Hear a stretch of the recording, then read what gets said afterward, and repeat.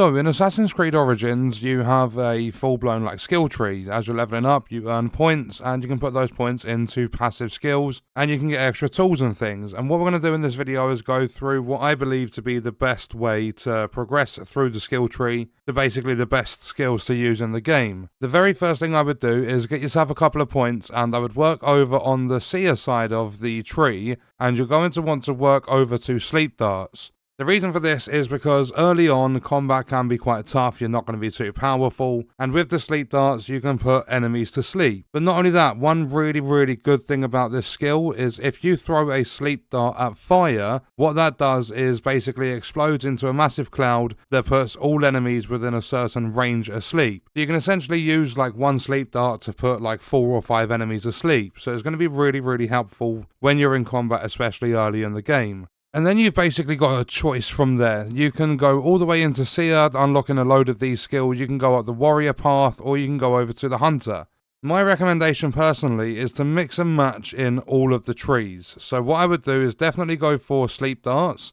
And then if you want to carry on with your tools and your stealth going that way, then I would work up to get the smoke screen and then eventually get it so that it can deal some damage. And also, if you're going to be using weapons that are fire-based, you can get Pyromaniac, which increases your damage by an additional 50%. But then when it comes to the warrior side of things, I would go straight up from the start, so get regeneration, then get parry, and go up to weapon bearer. That way you can equip a second melee weapon, but then you're going to want to come over to the right-hand side, and you'll see here you've got Adrenaline 1. You always start a conflict with a half-filled Adrenaline gauge, but you want to work on from that, and you want to come up to the top right, and get yourself Adrenaline 2. And that way, no matter how many enemies you're against, like the moment you start conflict, you start with a full Adrenaline gauge. So if a big enemy comes towards you, you can use that Adrenaline, you can deal a massive heavy blow to that enemy. And you can do that from the start of the fight, you don't have to fight a little bit to build up that gauge. And then over on the left-hand side, the hunter side of the tree,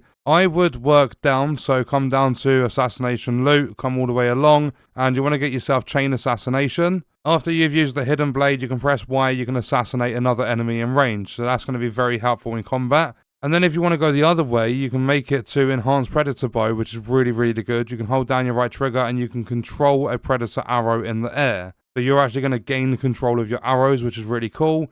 And then if you go above that, you've got Enhanced Light Bow, which lets you fire more arrows before needing to reload. And then you'd eventually get to Elite Ranger, so the aiming, like whilst you're in the air, is going to trigger slow-mo, so you can get some really cool kills and stuff.